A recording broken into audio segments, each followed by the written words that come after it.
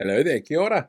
South Auckland, like North Auckland, has an issue with proximity. The further south you go, the more disconnected from the supercity the residents feel. And for large swathes of the rural South Auckland area, they often don't feel like they're listened to or represented by elected bodies, while the urban areas often don't feel like they're well represented around the table. It's actually the area of Tamaki Makaurau with the wards that end up with the lowest voter turnout, and that means that those who do vote have a far more powerful voice in choosing their representatives at the decision making tables. While there's only three council wards essentially here, there's Manukau, Manurewa, Papakura, and Franklin. There are a number of local boards in the area here as well. There's Otara Papatoetoe, Mangere, Otahuhu, Manurewa, Papakura, and Franklin, the last of which is the second largest ward in the city behind Rodney and also covers coast to coast from Manukau Heads in the west to Beachlands in the east. And the further south you get, the more you see a rise in disinformation networks. Franklin is an area that has very vocal groups connected to Groundswell, Voices for Freedom, and New Zealand First, and it's amplified through local social media connections. And that's where the majority of red flags in South Auckland actually come from. Now, quick disclaimer here, these are my red flags, they're not necessarily going to be yours. So please do some digging and check out the candidates. See if they share your values and vision for your home, and none of that is going to matter if you don't vote. Your forms need to be in as soon as possible because Saturday midday is the cut-off day for them. It's too late to post them, so you need to find a drop-off point for them. You can do that on your local council website. In the Manukau ward, the ACT candidate there is Henrietta DeVoe. She was also the only candidate to sign that unworkable taxpayers union pledge. You also have C&R's Malcolm Turner. He's a fan of hard right US figures Charlie Kirk, Tucker Carlson, and Candace Owens, and joined the witch hunt against senior Labour MPs to appear in the performative second COVID inquiry in public after already answering all the questions away from the public, driven by our hard right mainstream media players and disinformation networks. In the Manurewa Papakura ward is Glenn Archibald.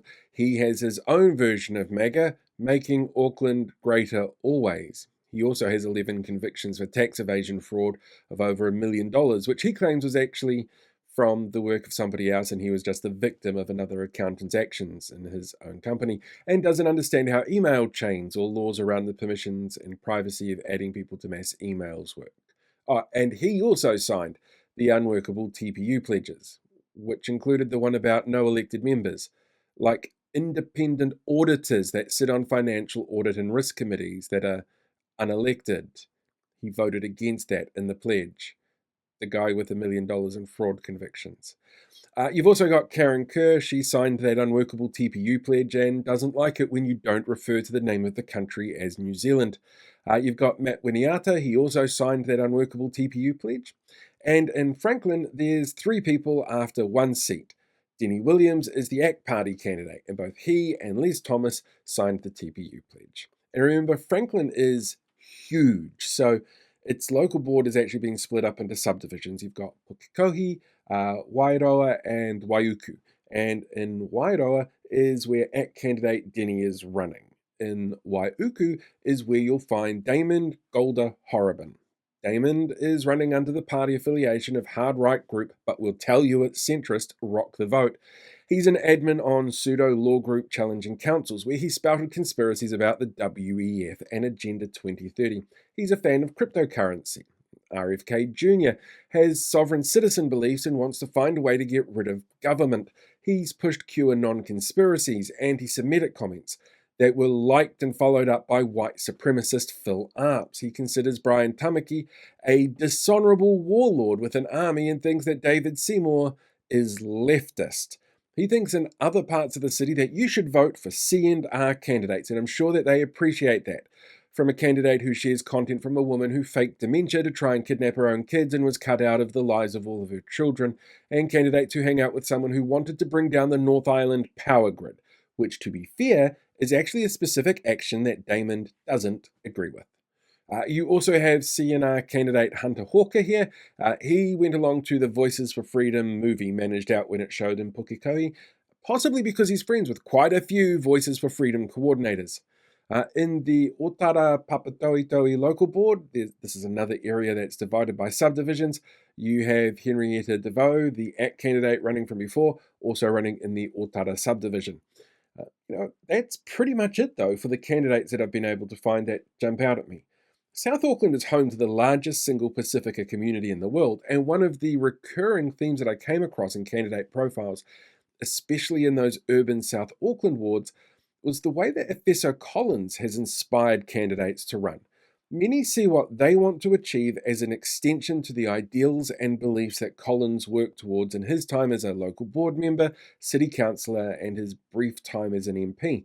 There are few places in the entire country where so many candidates have such a clear role model and want to use that to make such a positive impact in their community. And that's honestly an amazing legacy. And the further out you go from Auckland urban areas, the easier it is to still see how disconnection is setting in and being driven by the occasional candidate. And now it's up to voters to decide if that's what they want representing them. Voting forms should be with you by now, and if they're not, well, it's not too late. You can still cast a special vote, but you do need to get into a drop box to drop your voting form off if you have it with you. Auckland Council is using first past the post, so you need to tick your preferred candidates, and the future of Māori wards is not on the ballot here. But your votes need to be in an orange box by midday on Saturday. You can find those particular places on the Vote Auckland website, and you can find other information on my website, paultheotherone.com/LG25. Hey, thanks for sticking around till the end of the video. While you're here, why not hit that like button or share the video or even subscribe to the channel. You could even become a paid YouTube member so you can see things released in advance, you get access to some exclusive content, and like all these awesome people, you get to have your name at the end of the credits as well.